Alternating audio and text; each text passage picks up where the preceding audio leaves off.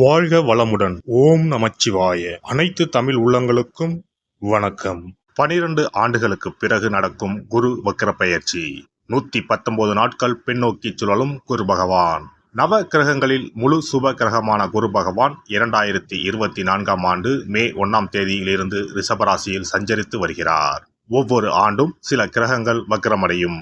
அந்த வகையில் அக்டோபர் மாதம் 9ஆம் தேதி குரு பகவான் ரிஷபராசியில் வக்ரமடைகிறார். இதன் தாக்கம் என்ன? குரு வக்ர பயிற்சி என்றால் என்ன? எத்தனை நாட்கள் நீடிக்கும் என்று பார்க்கலாம். குரு பகவான் இந்த ஆண்டு அக்டோபர் மாதம் 9ஆம் தேதி புதன்கிழமை ரிஷபராசியில் வக்ரமாகி பின்னோக்கி செல்வார். பிப்ரவரி 4, 2025ஆம் ஆண்டு வரை இந்த நிலை நீடிக்கும். வக்ரம் என்பது நேராக செல்லக்கூடிய ஒரு கிரகம் பின்னோக்கி செல்வதை குறிக்கும். ரிஷபராசியில் சஞ்சரிக்கும் குரு பகவான் அடுத்து மிதுன ராசிக்கு செல்லாமல் பின்னோக்கி ரிஷபத்தில் ரோகிணி மற்றும் கிருத்திகை நட்சத்திரத்தில் சுழல்வது குரு வக்ர பயிற்சியை குறிக்கும். ஒவ்வொரு ராசிக்கும் குரு வக்ர பயிற்சி கணிசமான தாக்கங்களை, நல்ல பலன்களை அல்லது தடைகளை ஏற்படுத்தலாம். ஆனால் பொதுவாக குரு வக்ரம் அடைவது என்பது சுப காரிய தடை, விரிவாக்கம், வளர்ச்சி போன்றவற்றில் பாதிப்பு ஏற்படும். இந்த ஆண்டு குரு பெயர்ச்சி எந்த ராசிகளுக்கு நற்பலன்களை தந்ததோ, அதிர்ஷ்டமான பெயர்ச்சியாக இருந்ததோ அந்த ராசிகள் குரு வக்ரமாகும் 4 மாத காலத்தில் குறைவான அளவு நற்பலன்களை பெறுவார்கள். இந்த ஆண்டு குரு பெயர்ச்சி பலன்களில் எந்த ராசிகளில் குரு பகவான் எதிர்மறையான தாக்கம் ஏற்படுத்தினாரோ அந்த ராசிகளுக்கு வரும் 4 மாதம் அமோகமான பலன்கள் கிடைக்கும். அக்டோபர் 9 முதல் குரு வக்ர பயிற்சி தொடங்குகிறது. நவம்பர் 15 வரை சனி வக்ர பயிற்சி நீடிக்கிறது. கிட்டத்தட்ட 40 நாட்கள் 2 முக்கியமான கிரகங்கள் வக்கிரமாக சஞ்சரிக்கிறது. இது ஒரு சில ராசிகளுக்கு அபரிமிதமான நற்பலன்களை, அதிர்ஷ்டத்தை வாரி வழங்கும்.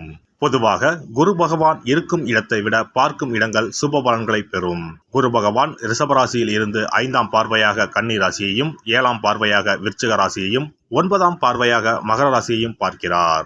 வக்ரமடைந்த குரு பார்வையால் சில ராசிக்காரர்கள் ராஜாதி ராஜ யோகம் பெறப்போகின்றனர்.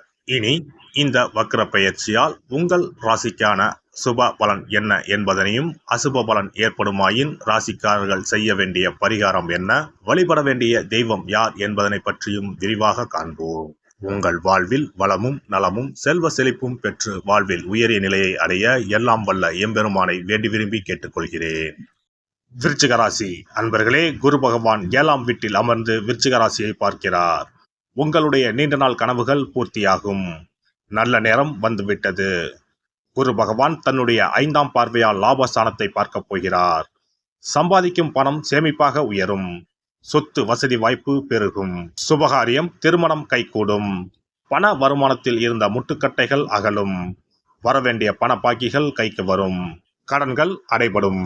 இனி பல நல்ல திருப்பங்கள் வாழ்க்கையில் ஏற்படும். உடல் ஆரோக்கியத்தில் சிலருக்கு நல்ல முன்னேற்றம் ஏற்படும். இதனால் மருத்துவ செலவுகள் கூட குறையும். சிலருக்கு வீடு வாகனம் தொடர்பாக சுப செலவுகள் ஏற்பட வாய்ப்புள்ளது. குடும்பத்தில் சுபகாரிய பேச்சுவார்த்தைகள் உற்சாகம் தரும். திருமணம் ஆகாத அன்பர்களுக்கு திருமணம் நல்லபடியாக நடந்தேறும். திருமணமாகி குழந்தை இல்லாத அன்பர்களுக்கு குழந்தை பாக்கியம் கிடைக்கும். சிலருக்கு திடீர் தனவரவு மகிழ்ச்சி தரும். இதனால் சிலருக்கு பழைய கடன்கள் கூட அடைபடும். சகோதர வகையில் இருந்து வந்த மனக்கசப்புகள் தீரும். எனினும் அவ்வப்போது சிலருக்கு பிள்ளைகள் வழியில் சின்ன சின்ன மனக்கசப்புகள் வந்து போகலாம்.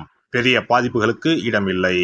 இந்த காலகட்டத்தில் குருவின் அருள் உங்களுக்கு திருவருள் புரியும். சிலருக்கு உத்தியோக ரீதியாக சில திருப்பங்கள் ஏற்படும். எதிர்பார்த்த சலுகைகள் கூட சிலருக்கு நல்லபடியாக கிடைக்கப்பெறும். வெகு நாட்களாக எதிர்பார்த்து காத்திருந்த ஊதிய உயர்வு, உத்தியோக உயர்வு போன்றவை சிலருக்கு கிடைக்கப்பெறும். சிலருக்கு வெளிநாடு சென்று பணிபுரியும் வாய்ப்பு ஏற்படும். புதிதாக வேலை தேடும் அன்பர்களுக்கு தகுதிக்கு ஏற்ப நல்ல வேலை கிடைக்கப்பெறும்.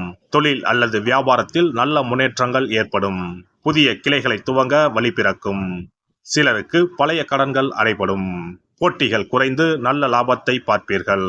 பல நல்ல முதலீடுகளை செய்து மகிழ்வீர்கள். வியாபாரத்தில் புதிய வாடிக்கையாளர்கள் உங்களை தேடி வருவார்கள். கொடுக்கல் வாங்கல் போன்ற விஷயங்களில் கூட ஓரளவு நன்மை உண்டு. சாமர்த்தியமாக பேசி பழைய கடன்களை வசூல் செய்வீர்கள். முடிந்த வரையில் பிறருக்கு ஜாமீன் போடுவதை தவிர்க்கவும். அரசியல்வாதிகள் பேச்சில் மட்டும் நிதானத்தை கடைபிடிப்பது நல்லது. விவசாயிகள் உழைப்பு வீண் போகாது.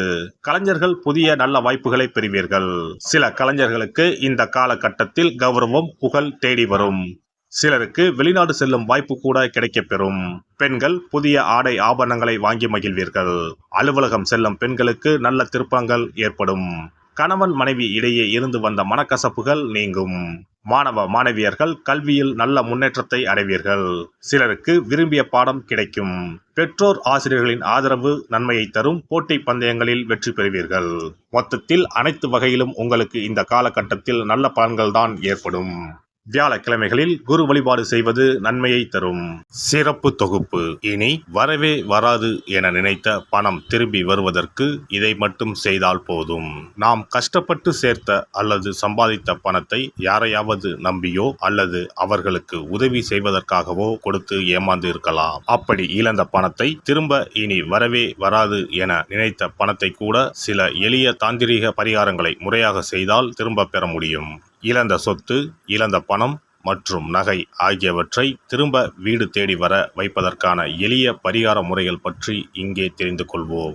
இந்த 2 முறைகளில் எந்த முறை நமக்கு எளிமையானதோ அதை செய்து பயன்பெறலாம். வாங்கிய பணத்தை திருப்பி கொடுக்க முடியாமல் கடன் தொல்லையால் அவதிப்படுபவரை போல் பணத்தை கொடுத்துவிட்டு அதை திரும்பி வாங்க முடியாமல் தவிப்பவர்கள் அதிகம் இருக்கத்தான் செய்கிறார்கள். யாராவது அவசரம் என பண உதவி கேட்கும்போது நட்பின் அடிப்படையிலோ அல்லது இருக்கப்பட்ட சிலர் பணம் கொடுத்திருப்பார்கள்.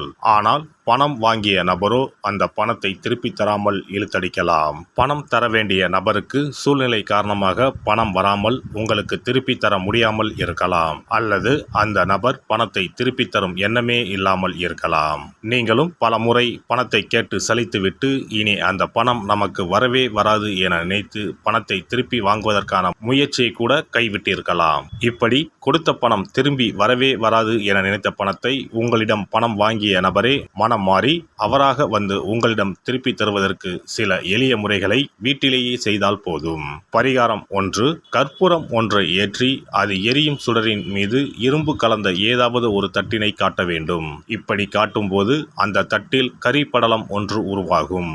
இந்த கரியை உங்களின் வலதுபுற நடுவிரலில் எடுத்து ஒரு தெளிவான வெள்ளை காகிதத்தில் உங்களுக்கு பணம் கொடுக்க வேண்டிய நபரின் பெயரை எழுதி கொள்ளுங்கள். பிறகு அந்த பேப்பரை சிறியதாக மடித்து உள்ளங்கையில் வைத்துக்கொண்டு உங்களுக்கு பணம் கொடுக்க வேண்டிய அந்த நபரின் முகத்தை மனதில் நினைத்து கொண்டு அவர் உங்களுக்கு பணம் கொடுத்து விட்டதாகவும் உங்களுக்கு வரவேண்டிய பணம் அனைத்தும் வந்துவிட்டதாகவும் நினைத்து கொள்ளுங்கள்.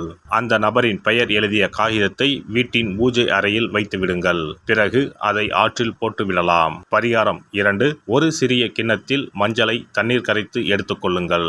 ஒரு குச்சியால் அந்த மஞ்சளை தொட்டு வெள்ளை காகிதத்தில் பணம் தர வேண்டிய நபரின் பெயரை எழுதி கொள்ளுங்கள். ஓம் ஸ்ரீ கார்த்த வீர்யாஜுனாய நமக என்ற மந்திரத்தை 27 முறை சொல்லி பணம் கொடுக்க வேண்டிய நபர் உங்களுக்கு தர வேண்டிய பணம் அனைத்தையும் கொடுத்து விட்டதாக நினைத்து வேண்டிக் கொண்டு அந்த காகிதத்தை சுற்றி வெள்ளை நூலால் கட்டிவிட வேண்டும். பிறகு அந்த காகிதத்தை ஆற்றிலோ கடலிலோ போட்டுவிட வேண்டும். இந்த 2 முறைகளில் யாருக்கு எது வசதியோ அந்த முறையில் பரிகாரத்தை செய்யலாம். ஏதாவது ஒரு முறையை பின்பற்றினால் போதும். 2 முறைகளிலும் செய்ய வேண்டியது கிடையாது. இந்த பரிகாரத்தை தெற்கு நோக்கி அமர்ந்து செய்ய வேண்டும். இந்த பரிகாரத்தை நம்பிக்கையுடன் தொடர்ந்து செய்து வந்தால் கண்டிப்பாக வராது என நினைத்த பணம் விரைவில் உங்களின் வீடு தேடி வரும். எல்லாம் வல்ல இறையருளால் நீங்களும் உங்கள் அன்பு குடும்பமும் உடல் நலம், நீலாயுள், நிறை செல்வம், உயர் புகழ், மெய்ஞானம் ஓங்கி வாழ்க வளமுடன். இந்த வீடியோ பதிவு உங்களுக்கு பிடித்திருந்தால் லைக் பண்ணுங்க, கமெண்ட் பண்ணுங்க, ஷேர் பண்ணுங்க, மறக்காம சப்ஸ்கிரைப் பண்ணுங்க, பக்கத்துல இருக்கிற பெல் பட்டனை கிளிக் பண்ணுங்க. நன்றி, வணக்கம். ஓம் நமச்சிவாய. சிவாய நம.